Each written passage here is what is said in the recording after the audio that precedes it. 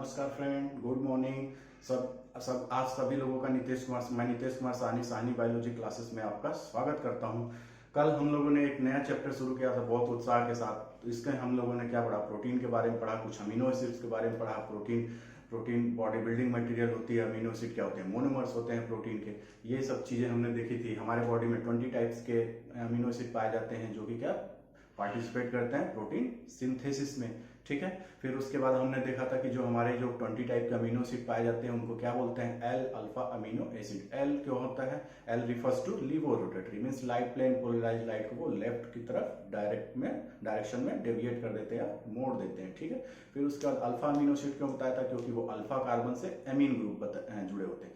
कल मैंने मिस्टेकली ये बोल दिया था कि अल्फा कार्बन से कार्बोक्सिलिक ग्रुप यानी एसिड और अमीन दोनों जुड़े रहते हैं, इसलिए इसको अल्फा अमीनो एसिड बोलते हैं। लेकिन नहीं, उसमें क्या होता है, आपका जो ये अल्फा कार्बन है जिससे COOH रहते हैं, फिर इससे एमीन जुड़ा रहता है ये, फिर आपका ये R ग्रुप रहता है, ये आपका हाइड्रोजन ग्रुप रहता है। ठीक है, तो ये क्या रहता है, जिससे ये फंक्शनल ग्रुप जिस कार्बन से जुड़ा रहता है उसको हम क्या बोलते हैं, अल्फा कार्बन। और जो एमीन ग्रुप है, ये एमीन ग्रुप जिस भी कार्बन से जुड़ेगा वो अमीनो एसिड का नाम क्या हो जाएगा उसी के अकॉर्डिंग। जैसे अल्फा से अमीन जुड़ गया अल्फा कार्बन से, तो ये क्या हो जाएगा, अल्फा अमीनो एसिड। इसके बगल में दूसरा कार्बन था, अगर उससे अमीनो एसिड जुड़ेगा तो उसको बोलेंगे बीटा अमीनो एसिड। ठीक है, गामा से जुड़ेगा तो गामा अमीनो एसिड। अभी मैं आपको बता दूंगा क्लासिफिकेशन के बारे में। ठीक है, तो अब हम देखते हैं कि अमीनो एसिड का क्लासिफिकेशन। ठीक है, अमीनो एसिड का क्या होता है, चूंकि आर ग्रुप स्पेसिफिसिटी इनके वो डिनोट करता है आर ग्रुप से, तो चूंकि आर ग्रुप देखिए सभी में क्या है, बिल्कुल अलग है। यहाँ तक तो कॉमन है, सभी में देखिए यहाँ तक कॉमन है। उसके बाद आर ग्रुप क्या है, सभी में अलग है। तो इसीलिए अमीनो एसिड की जो प्रॉपर्टी होती है वो भी क्या हो जाती है, फिजिकल प्रॉपर्टी केमिकल प्रॉपर्टी एक दूसरे से अलग हो जाती है। फिर भी क्या होता है कि कुछ सिमिलरिटी होती है आर ग्रुप में, जिसके कारण कुछ केमिकल रिएक्शन जो देते हैं लगभग सेम से देते हैं। तो इस बेसिस पे क्या होता है कि केमिकल रिएक्शन किस बेसिस पे इनका रहता है, उसके आधार पे हम इनको 5 क्लासेस में डिवाइड करते हैं। तो देखिए क्या है, क्लासिफिकेशन ऑफ अमीनो एसिड। हमें अमीनो एसिड का स्ट्रक्चर भी साथ साथ बताते जा रहे हैं और आपका क्लासिफिकेशन भी करते जा रहे हैं। ठीक है, तो आपसे अमीनो एसिड स्ट्रक्चर नहीं पूछा जाता तो इस पर ज्यादा टेंशन लेने की जरूरत नहीं है। आपको याद रहे ना याद रहे कोई जरूरत नहीं, बस 2-3 मैं बताऊंगा कि ये चीज इसमें ये चीज इंपॉर्टेंट है, तो वो चीज आप लोग जरूर याद रखिएगा। ठीक है, आइए देखते हैं। तो पहला ग्रुप कौन सा है, non polar aliphatic R group. Aliphatic आपको मालूम है, जो भी एल्केन एल्कीन एल्काइन ये 3 कैटेगरी जो होते हैं ये किस में आते हैं, एलिफैटिक ग्रुप में। एलिफैटिक मतलब उनकी जो चेन हो क्या हो, सीधी हो। ठीक है, सीधी चेन हो या फिर ब्रांच भी हो, तो उसमें क्या हो, ज्यादा वो ना हो, एल्कोहल ग्रुप ना हो या फिर कोई फंक्शनल ग्रुप स्पेशली ना हो, बस वो क्या हो, सीधे एल्कीन एल्केन और एल्काइन ग्रुप हो। तो इस टाइप के अगर किसी चीज में ग्रुप जुड़े रहते हैं तो उसको क्या बोलते हैं, एलिफैटिक।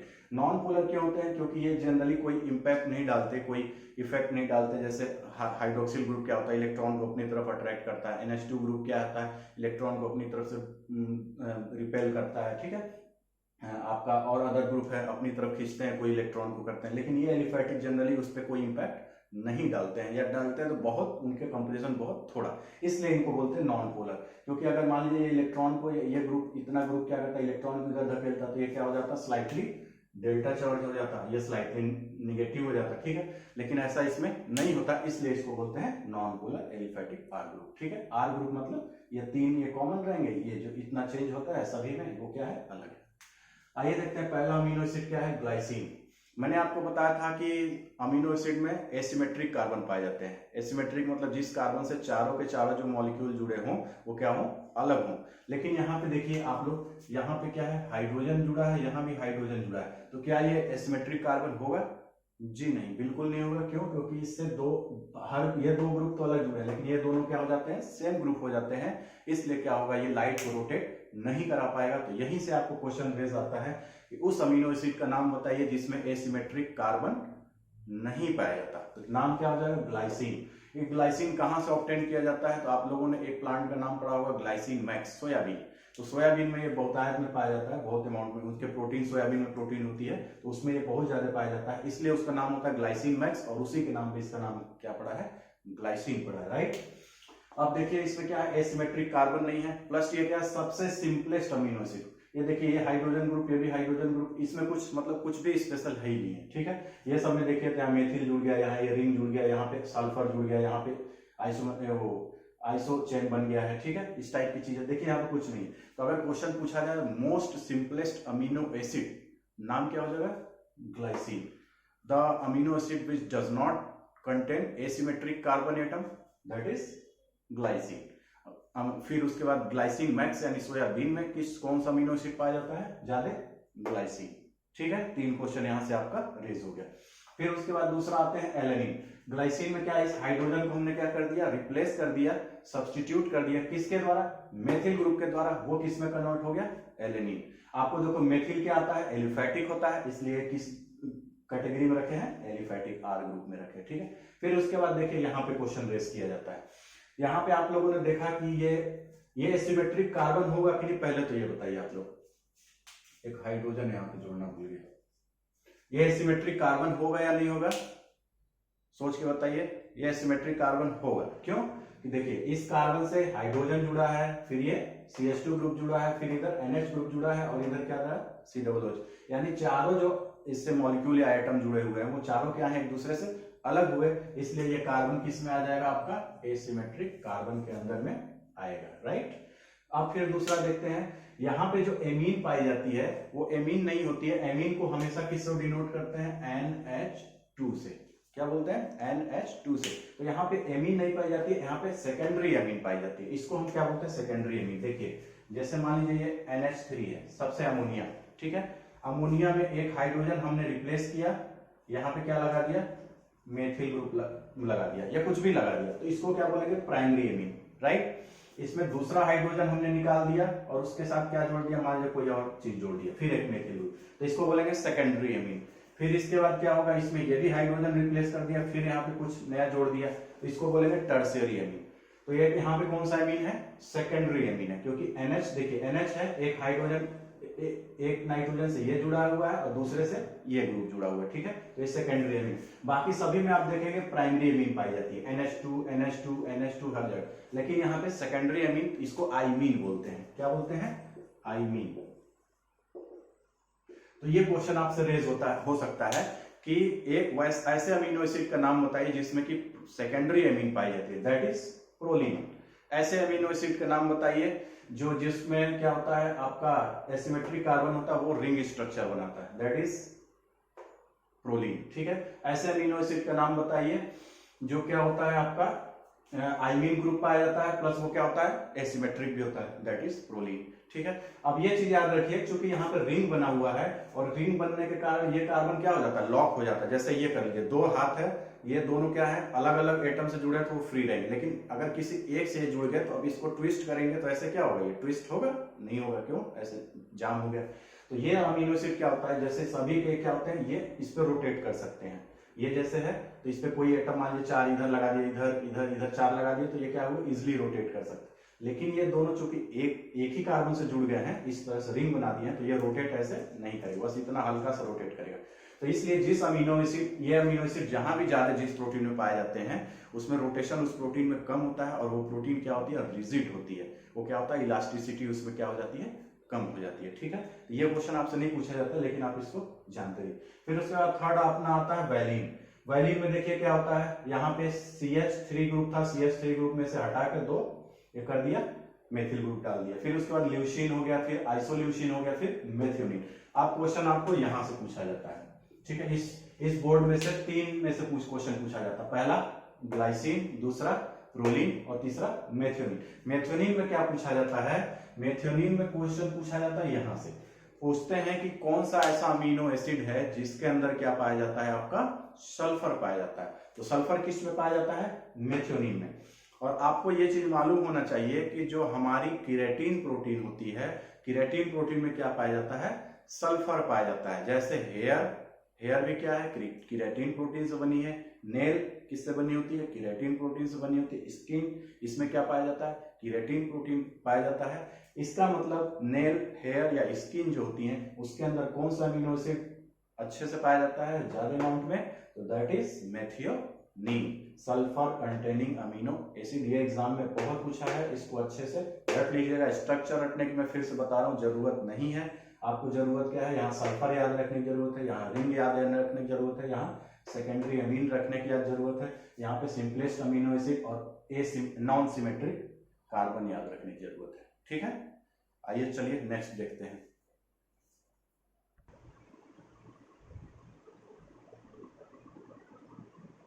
क्लासिफिकेशन में आप नेक्स्ट ग्रुप जो आपका आता है उसको बोलते हैं पोलर अनचार्ज ग्रुप। पोलर मीन्स क्या हो गया, ऐसा ग्रुप जिसके अंदर क्या होगा, पोलरिटी पाई जाएगी, यानी प्लस माइनस पाई जाएगी, लेकिन उनके जो ग्रुप होंगे क्या होंगे, वो अनचार्ज होंगे, मतलब कि फुल्ली वो चार्ज नहीं होंगे, उसमें डेल्टा चार्ज हो सकते हैं या नहीं हो सकते हैं। ठीक है, तो ये उसमें देखिए कौन कौन सा अमीनो एसिड आते हैं। पहला होगा सेरीन, बाकी ये सब चीज है। यहाँ पे क्या होगा, हाइड्रोक्सिल ग्रुप, CH2 के साथ हाइड्रोक्सिल ग्रुप आ गया। दूसरे में क्या है, यहाँ तक तो सेम रहेगा, ये सेम है, यहाँ तक एक मेथिल ग्रुप और जोड़ दिया तो सेरीन किस में कन्वर्ट हो जाएगा, थ्रियोनीन में। थ्रियोनीन के बाद आपका अगला आता है सिस्टीन। इसको याद रखेंगे, ये आपको बहुत याद करने वाली चीज है। ठीक है, इसको ध्यान रखेंगे। आपको मेथियोनिन और ये दो ऐसे अमीनो एसिड होते हैं जिसके अंदर क्या पाया जाता है, सल्फर पाया जाता है। तो क्वेश्चन पूछते हैं आपसे एग्जाम में कि जैसे क्वेश्चन दे देंगे कि ऐसा ये ग्रुप 4 का दे देंगे, बताएंगे इसमें बताइए कौन अमीनो एसिड है जिसके अंदर सल्फर नहीं पाया जाता। तो एक हो जाएगा मेथियोनिन, फिर दूसरा हो जाएगा सिस्टीन, एक होता है सिस्टाइन। ठीक है, सिस्टाइन में क्या होता है, ये देखिए दो, ये अमीनो एसिड क्या होता है, दो मिल जाएंगे अमीनो एसिड, तो उसके द्वारा दो स्ट्रक्चर बनेगा, उसको क्या बोलेंगे, सिस्टाइन। लाइए मैं आपको बना के दिखा देता हूँ। जैसे आपका क्या है, COOH है, ठीक है, फिर आपका C है, CH है, फिर ये हो गया NH2 ग्रुप हो गया, फिर ये क्या है आपका CH2 हो गया, ये SH है, यही तो है। फिर नीचे भी उसी को लिख लीजिए, SH हो गया, फिर उसके बाद CH2 हो गया, फिर ये नीचे C हो गया, फिर ये H हो गया, ये NH2 हो गया, और ये क्या हो गया COOH। देखिए दोनों अमीनो एसिड सेम है, ये भी क्या है सेम, ये भी क्या है, दोनों क्या है, सिस्टीन है। ठीक है, तो दोनों सिस्टीन है तो क्या होते हैं, ये नेचुरली क्या कर जाते हैं, रिएक्ट कर जाते हैं। तो ये दोनों हाइड्रोजन एटम को रिप्लेस करके यहाँ पे क्या बना लेते हैं, आपका एक बॉन्ड बना लेते हैं। इसी को हम बोलते हैं डाई सल्फाइड बॉन्ड। क्या बोलते हैं, डाई सल्फाइड बॉन्ड। इसका नाम होता है सिस्टाइन। ठीक है, इसका नाम क्या होता है, सिस्टाइन। देखिए इससे मिलता जुलता है, CYSTEINE होता है, यहाँ पे CYSTINE होता है। इसको सिस्टाइन पढ़ते हैं, इसको सिस्टीन पढ़ते हैं। तो देखिए सिस्टाइन भी क्या है, एक्चुअल में ये सिस्टीन ही थे। तो सिस्टीन, दो सिस्टीन अमीनो एसिड क्या हुए, आपस में डाइसल्फाइड बॉन्ड बना के क्या हो गए, सिस्टाइन के रूप में चेंज हो गए। तो वहां क्वेश्चन में देंगे 3 अमीनो एसिड यही वाले देंगे, एक सिस्टीन देंगे, दूसरा सिस्टाइन देंगे, और तीसरा क्या देंगे, मेथियोनिन देंगे, और चौथा में इनमें से कोई भी अमीनो एसिड का नाम दे देंगे। बोलेंगे इनमें से सल्फर कंटेनिंग अमीनो एसिड कौन सी नहीं है, तो नहीं होगा, नॉट या कौन है, इस टाइप का वर्ड हो तो आपका तुरंत क्या होना चाहिए, अलर्ट हो जाना चाहिए। नहीं है तो याद रखिएगा सिस्टीन हो गया, कंटेनिंग वाले कौन है, तो सिस्टीन हो गया, सिस्टाइन हो गया और मेथियोनिन। इसके अलावा जितने भी हैं अमीनो एसिड, ठीक है, वो कितने बचे आपके, 2 निकल गए, तो 18 अमीनो एसिड जो भी बचेंगे उनमें सल्फर नहीं पाया जाता। ठीक है, इस तरह से क्वेश्चन आपसे पूछा जाता है। इसको भी आप लोग बना लेंगे सिस्टाइन करके। ठीक है, लेकिन एक्चुअल में ये अमीनो एसिड इंडिविजुअल नहीं है, ये क्या है, डाइमर ऑफ सिस्टीन है। ठीक है, ये याद रखिएगा।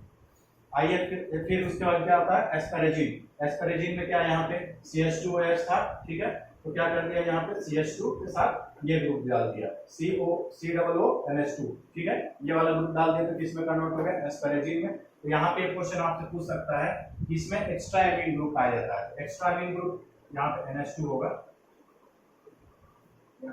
एक्स्ट्रा एमीन ग्रुप देखिए यहाँ पे पाया जा रहा है एस्पैरेजिन में, और कहाँ पे पाया जा रहा है, आपका ग्लूटामीन में। तो ये क्वेश्चन आपसे यहाँ से रेज हो सकता है, एक्स्ट्रा अमीनो एसिड कहाँ पर, हम एमीन ग्रुप कहाँ किस अमीनो एसिड में पाया जाता है, तो यहाँ देखिए कहीं नहीं है, यहाँ पे एस्पैरेजिन और दूसरा क्या है, ग्लूटामीन। ठीक है, आइए नेक्स्ट क्लास जानते हैं।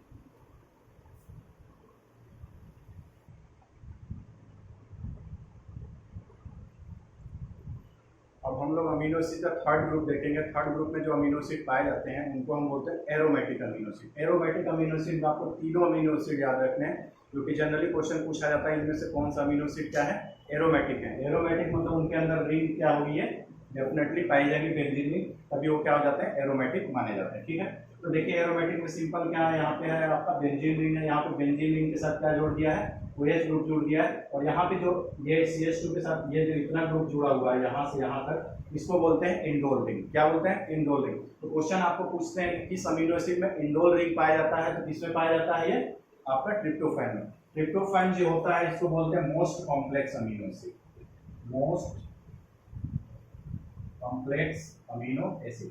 ये क्वेश्चन एग्जैक्ट सेम ऐसे एज इट इज आ जाता है कि मोस्ट कॉम्प्लेक्स अमीनो एसिड का नाम बताइए, तो क्या हो जाएगा, आ जाएगा tryptophan. Most simplest amino acid क्या हो जाएगी, ग्लाइसिन। ये सारी चीजें आपको पूछी जाती है, ठीक है।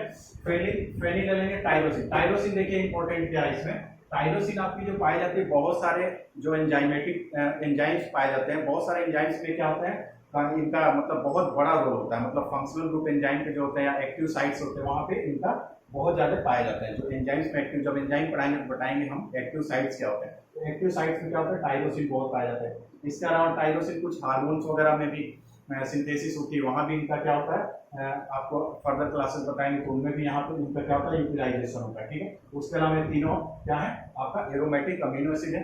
ये चीज याद रखिएगा, पहला एरोमेटिक अमीनो एसिड, तो ऐसे नाम याद रखिए, HAL, Hindustan aeronautics limited. H for आपकी क्या, सॉरी इसका ऐसा नहीं, इसका TTP याद रखिए, TTP, और HAL दूसरा आएगा, TTP थायमिन पायरोफॉस्फेट होता है, तो TTP याद रखिए, तो क्या हो जाएगा, ट्रिप्टोफैन, टायरोसिन, और क्या हो जाएगा, फेनिलएलेनिन, ठीक है। तो इस तरह से आप इसको क्या रखेंगे, याद रखेंगे। और इसके बाद क्या हो जाता है, बाकी और 2 क्लासेस और रहेंगे, वो हम आप लोग को क्या करेंगे, नेक्स्ट क्लासेस में लेंगे, ठीक है। तब तक के लिए पढ़ते रहिए, मस्त रहिए, और चैनल को सब्सक्राइब करिए, लाइक करिए, और अपने फ्रेंड्स के बीच में इसको क्या करिए, डिस्ट्रीब्यूट करिए, ठीक है। तो जो हम मोटो लेके चले हैं, जो हमारा क्या है कि वो है एक सोचना कि मतलब ऐसे डिवाइड ग्रुप या डिवाइड क्लास है, उनके बच्चों को ये हमारी लेक्चर्स मिलती रहे और अपनी तैयारी वो अच्छे से कर सके, तो करिए। बहुत जल्दी हम आपको एक टेलीग्राम ग्रुप और व्हाट्सएप ग्रुप देने वाले हैं, तो इसलिए ज़्यादा से ज़्यादा इस पर जुड़े रहिए, ताकि हाँ, आप एक काम आप लोग क्या कर रहे हैं, वीडियो विजिट तो कर रहे हैं, देख रहे हैं, लेकिन आप लोग क्या कर रहे हैं, सब्सक्राइब नहीं कर रहे हैं। सब्सक्राइब भी अगर कुछ लोग कर लिए हैं, तो उसमें क्या हो रहा है कि आप लोगों ने बेल आइकन नहीं दबाया हुआ है। अगर आप बेल आइकन नहीं दबाएंगे सब्सक्राइब करने के बाद, इस तरह से घंटी बनी होगी आपकी, ठीक है, इस तरह से घंटी बनी होगी। अगर इस बेल आइकन को आप नहीं दबा रहे हैं, तो मैं जो भी वीडियोस डालूंगा, वो वीडियोस क्या है, आपको आप तक पहुंचेगी नहीं, मतलब आपको नोटिफिकेशन ही नहीं आएगा कि मैंने कोई नई वीडियो डाली है, ठीक है। तो आप लोग सब्सक्राइब करें, सब्सक्राइब के साथ क्या करें, बेल आइकन दबा लें, इसको प्रेस करेंगे तो घंटी के ऊपर इस तरह से बन के आपका स्ट्रक्चर आ जाएगा, ठीक है। इसका मतलब आपने क्या हुआ, बेल आइकन को प्रेस कर दिया। बेल आइकन प्रेस कर देंगे तो जैसे ही मैं कोई नई वीडियो डालूंगा, आपको तुरंत उसका नोटिफिकेशन आ जाएगा कि हाँ, इस टाइप की वीडियो आपकी नई इस ग्रुप में डाली गई है, ठीक है। चलिए, बहुत बहुत धन्यवाद, आप लोग देखते रहिए और अपना प्यार इसी तरह बढ़ाते रहिए। चलिए, धन्यवाद।